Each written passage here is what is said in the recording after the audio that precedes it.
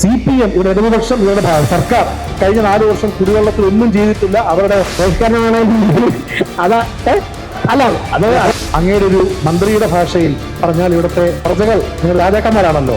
നിങ്ങൾ തിരുവനന്തപുരത്തുള്ള സാധാരണക്കാരായ ആളുകൾക്ക് മന്ത്രിയുടെ പേരിന്റെ മുമ്പിൽ തന്നെ മുൻമന്ത്രിയുടെ പേരിന്റെ മുമ്പിൽ തന്നെ പൈപ്പൊന്നുണ്ട്. അത് ഏത് കാലഘട്ടത്തായിരുന്നു കൂടെ അന്ന് ഓർത്താ വന്നായിരിക്കും. പുറവും വെച്ചുകൊണ്ട് ഫോട്ടോ എല്ലാ പടത്തിലും വന്നായിരുന്നു. അത് കാണാൻ ബാക്കി ആരെങ്കിലും വന്നു. ഞാൻ പറഞ്ഞു വരുന്നത് വേണ്ട എന്നുള്ളത് UDFന്റെ ഔദ്യോഗിക അഭിപ്രായമാണോ? എയിംസ് വേണ്ട എന്നുള്ളത് എയിംസ് വേണ്ട എന്ന് കോർപ്പറേഷനും UDF പാർലമെന്ററി പാർട്ടി നേതാവ് പറഞ്ഞു. അതുപോലെ തന്നെ നാട്ടിൽ ചവറിന്റെ വിഷയം പരിഹരിച്ചത് മേയറാണ്. ഇവിടുത്തെ എല്ലാ കാര്യങ്ങളും പരിഹരിക്കുന്ന മേയർ ആയതുകൊണ്ട് മേയർ ഒരു കാര്യം പറയുന്നത്, താങ്കൾ ബഹുമാനപ്പെട്ട മേയറായിട്ട് ചാർജ് എടുത്ത് 26 ഡിസംബർ അതിനുശേഷം ഏകദേശം 4 മാസം കഴിയുമ്പോൾ തിരുവനന്തപുരത്തെ ആളുകൾക്ക് അങ്ങയുടെ ഒരു മന്ത്രിയുടെ ഭാഷയിൽ പറഞ്ഞാൽ ഇവിടുത്തെ പ്രജകൾ നിങ്ങൾ രാജാക്കന്മാരാണല്ലോ. നിങ്ങൾ തിരുവനന്തപുരത്തുള്ള സാധാരണക്കാരായ ആളുകൾക്ക് ഈ കോർപ്പറേഷൻ ഭരണം ഒരു വലിയ തകർച്ചയാണെന്ന് വീണ്ടും ബോധ്യപ്പെട്ടുകൊണ്ടിരിക്കുകയാണ്. അതിന്റെ പ്രധാനപ്പെട്ട കാര്യം കുടിവെള്ളത്തിന്റെ വിഷയമാണ്. ഞാൻ അഭിമാനത്തോട് പറയുകയാണ്, ഈ കുടിവെള്ളത്തിന്റെ വിഷയം ആദ്യം ഇവിടെ ഉന്നയിച്ചത് UDFന്റെ കൗൺസിലർമാരാണ്. നമ്മൾ പറഞ്ഞിട്ടാണ് നിങ്ങളൊരു മീറ്റിംഗ് വിളിക്കാനുള്ള തയ്യാറെടുപ്പ് നടത്തിയത്. പക്ഷെ അതിനുശേഷം ഒന്നും നടക്കാത്തത് കൊണ്ട് ഇവിടെയുള്ള UDFന്റെ കൗൺസിലർമാർ 26 ഫെബ്രുവരി അദ്ദേഹം പറയട്ടെ തടസ്സപ്പെടുത്തി 26 ഫെബ്രുവരി ഈ പറഞ്ഞ വാട്ടർ അതോറിറ്റിയുടെ CE, MESSI അടക്കമുള്ള ആളുകളെ ഉപരോധിച്ച് സമരം നടത്തിയതും UDFന്റെ ജനപ്രതിനിധികളാണ്. അന്ന് ട്രഷറിയിലുമുള്ള പ്രതിപക്ഷത്തുള്ള മറ്റു പാർട്ടികളിലെ നിങ്ങൾ കൗൺസിലർമാർ നമ്മളെ കളിയാക്കി, നിങ്ങൾ ഇപ്പോഴേ പോയി സമരം ചെയ്യാൻ. നമ്മൾ പറഞ്ഞ സമരം ചെയ്യുന്നത് ഭാവിയെ കണ്ടുകൊണ്ടാണ്. അങ്ങനെ ഭാവിയെ കണ്ടുകൊണ്ട് സമരം ചെയ്ത് നമ്മുടെ വാർഡുകളിലെയും പ്രാന്തപ്രദേശങ്ങളിലെ വിഷയം പറഞ്ഞിട്ടും നിർഭാഗ്യവശാൽ വാട്ടർ അതോറിറ്റിക്കും അതിൽ ഒരു പരിഹാരം കണ്ടെത്താൻ കഴിഞ്ഞില്ല, ഈ കൗൺസിലിനും കഴിഞ്ഞില്ല. ഒരു കാര്യം ഞാൻ പറയുകയാണ്, എന്തായാലും ഒരു കാര്യത്തിൽ എനിക്ക് ശ്രീ SP ദീപകിന്റെ കോൺഫിഡൻസിൽ വിശ്വാസമുണ്ട്. അദ്ദേഹം ഏകദേശം എല്ലാം പൂട്ടിക്കെട്ടി ഇനിയിപ്പം കോർപ്പറേഷനെ കുറ്റം പറയുന്നതിന്റെ ഒരു പ്രധാനപ്പെട്ട കാരണം ഇനി ഭരിക്കാൻ പോകുന്ന അവളല്ല എന്നുള്ളത് പറയുകയാണ്. അപ്പൊ അതുകൊണ്ട് ഇവിടെ ഇനി നിങ്ങൾക്ക് 4 ദിവസത്തെ 6 ദിവസത്തെ ഭരണം ബാക്കിയുണ്ട്. അദ്ദേഹം പറയുകയാണ്, അദ്ദേഹം പറഞ്ഞ വാട്ടർ അതോറിറ്റിക്ക് ഒരു റോളുമില്ല എന്നുള്ളതാണ്. ഏത് സർക്കാരുകളും, അത് കേന്ദ്രമാവട്ടെ, കേരളമാവട്ടെ, അല്ലെങ്കിൽ ത്രിതല പഞ്ചായത്തുകളാവട്ടെ, ഡിപ്പാർട്ട്മെന്റ് ആവട്ടെ, അതേ ഭരണഘടനയിലെ പാർട്ട് 1, 2, 3, 4, 5 ഉണ്ട്.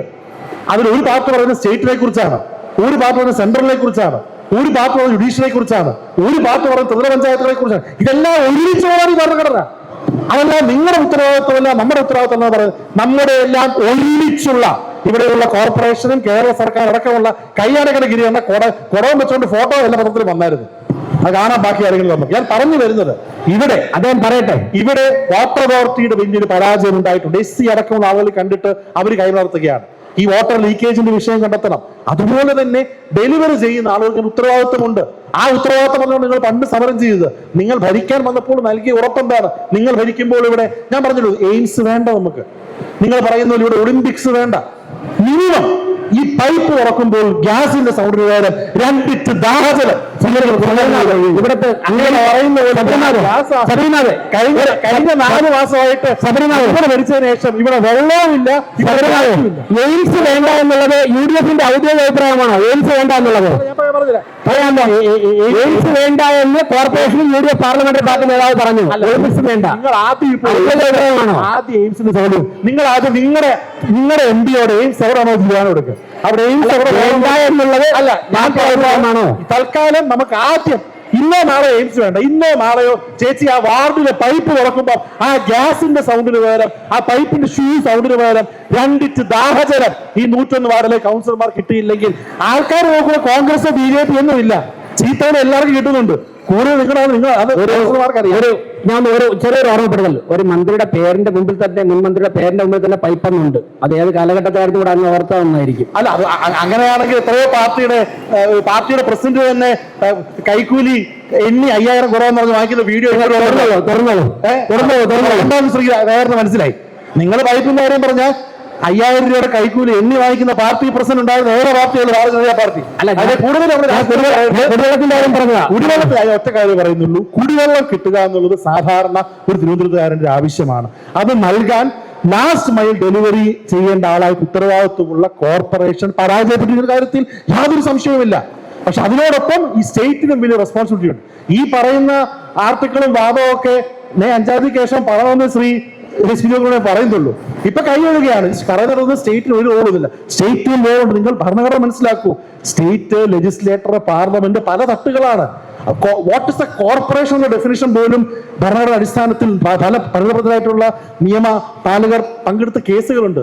എയർ ഇന്ത്യ കോർപ്പറേഷൻ ആണോ, വാട്ടർ, ഞാൻ ലോയിൽ പഠിച്ച കേസുകളുണ്ട്. വാട്ടർ അതോറിറ്റി കേസ് എന്ന് പറഞ്ഞൊരു പേരുന്നത്. വാട്ടർ അതോറിറ്റി സ്റ്റേറ്റ് ആണോ എന്നുള്ളത് വളരെ ക്ലിയർ ആയിട്ടുള്ള ഇതെല്ലാം ചേരുന്നതാണ് സ്റ്റേറ്റ്.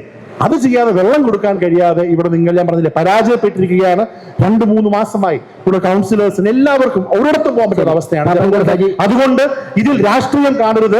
CPM ഇവിടെ ഇടതുപക്ഷം, ഇവരുടെ സർക്കാർ കഴിഞ്ഞ 4 വർഷം കുടിവെള്ളത്തിൽ ഒന്നും ചെയ്തിട്ടില്ല. അവരുടെ അവരുടെ അലയൻസ് പാർട്ണറായിരുന്നു. ഒരു താല്പര്യം ഉണ്ടായിട്ടില്ല. തിരുവനന്തപുരത്ത് ഒരു കുടിവെള്ള പദ്ധതി, പുതിയ കുടിവെള്ള സ്രോതസ്സുകൾ വേണം. ഞാൻ ചോദിച്ചല്ലോ, ഒരു സൊല്യൂഷൻ കൂടെ പറയുകയാണ്. അരീക്കരയിലുള്ള ഡാം എന്ന് പറയുമ്പോൾ ഒരു റിസർവോയറാണ്. അത് 40% ഏക്കലാണ്. അത് മാറി അതിന്റെ മാലിന്യങ്ങൾ ജൈവ മാലിന്യങ്ങൾ മാറ്റണം. അതോടൊപ്പം പണ്ടുള്ള ഒരു പദ്ധതി പേപ്പറിൽ ഉണ്ടായിരുന്നു. ഇവിടെ നമ്മുടെ നെയ്യാർ ഡാമിൽ നിന്ന് വെള്ളം ഇറിഗേഷനോടൊപ്പം കൊണ്ടുവരുന്ന പദ്ധതി. അത് നമ്മൾ സീരിയസ് ആയിട്ട് കൺസിഡർ ചെയ്യണം. എന്തൊരു വെള്ളായണിക്കാർ അടക്കമുള്ള പുതിയ ഓപ്ഷൻസ് നോക്കാതെ ഈ പഴയ 5 ലക്ഷം ആളുകൾക്ക് വേണ്ടിയുള്ള ഒരു തടയിൽ നിന്ന് വെള്ളം കിട്ടുന്ന ഓപ്ഷൻ മാറി കൂടുതൽ പോസിറ്റീവായി ഇതിലുള്ള നിങ്ങളുടെ പരാജയം അങ്ങോട്ടും ഇങ്ങോട്ടും എന്തായാലും ഒരു CJP ഡീലാണ്.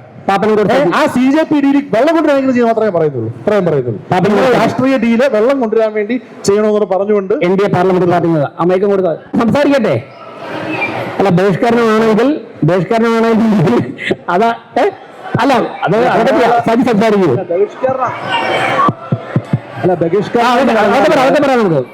ഒരു കാര്യം അവരൊക്കെ പറയാനുള്ള പറഞ്ഞിട്ട് അങ്ങ് പോയാൽ മതി. സജി പറയൂ. ഇപ്പൊ പാർലമെന്റ് പാർട്ടി ലീഡർ ദീപക് പറഞ്ഞത് ഈ തിരുവനന്തപുരത്തെ കുടിവെള്ള പ്രശ്നം പരിഹരിക്കാൻ കേരള സർക്കാരിനോ കേരള വാട്ടർ അതോറിറ്റിക്കോ സാധിക്കില്ല. അതിന് കഴിവുള്ളത് തിരുവനന്തപുരം നഗരത്തിലെ മേയർക്കാണ്. അപ്പൊ അതുകൊണ്ടാണ് ഇത്തരത്തിലും തിരുവനന്തപുരം നഗരസഭ ഈ കുടിവെള്ള പ്രശ്നം ഏറ്റെടുക്കണമെന്ന് ESP ദീപക് പറഞ്ഞത്. എല്ലാം പറയാം, നമുക്ക് എല്ലാവർക്കും അറിയാം. ഇവിടെ നമ്മുടെ പാർപ്പിടത്തിന്റെ വിഷയം വന്നപ്പോൾ പരിഹരിച്ചത് മേയറാണ്. അതുപോലെ തന്നെ നാട്ടിൽ ചവറിന്റെ വിഷയം പരിഹരിച്ചത് മേയറാണ്. ഇവിടുത്തെ എല്ലാ കാര്യങ്ങളും പരിഹരിക്കുന്ന മേയർ ആയതുകൊണ്ട് മേയർ വിചാരിച്ച് ഈ ഇടതുപക്ഷ സർക്കാരിന് യാതൊരു കഴിവുമില്ല, ഇവിടുത്തെ വാട്ടർ അതോറിറ്റിക്കും യാതൊരു കഴിവില്ല. അതുകൊണ്ട് മേയർ ഇടപെടണമെന്നാണ് ദീപക് പറഞ്ഞത്. നമ്മൾ പോസിറ്റീവായിട്ട് എടുക്കണം.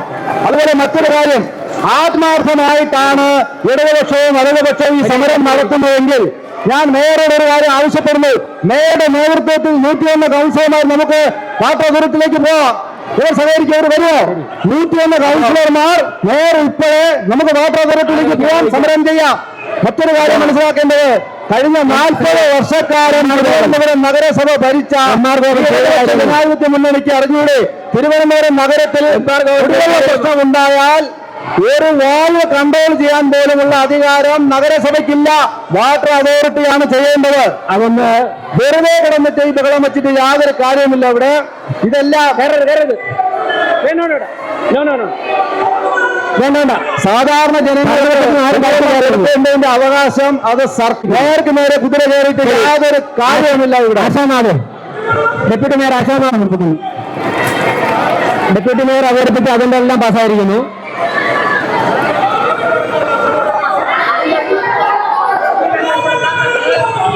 സപ്ലിമെന്ററി അജണ്ട ധനകാര്യ സ്റ്റാൻഡിംഗ് കമ്മിറ്റി. കോർപ്പറേഷൻ ചരിത്രത്തിലില്ലാത്ത വിധത്തിൽ വാട്ടർ ടാങ്കുകളുടെ രംഗത്തിറക്കി ഉത്തരവാദിത്തം കൃത്യമായിട്ട് ചെയ്തുകൊണ്ടിരിക്കുകയാണ്. വാട്ടർ അതോറിറ്റിയുടെ സമ്പൂർണ്ണ പരാജയം കൊണ്ടാണ് പ്രതിസന്ധി നേരിടുന്നത്. അതുകൊണ്ട് ഇന്നത്തെ കൗൺസിൽ അവസാനിച്ചിരിക്കുന്നു. നമസ്കാരം.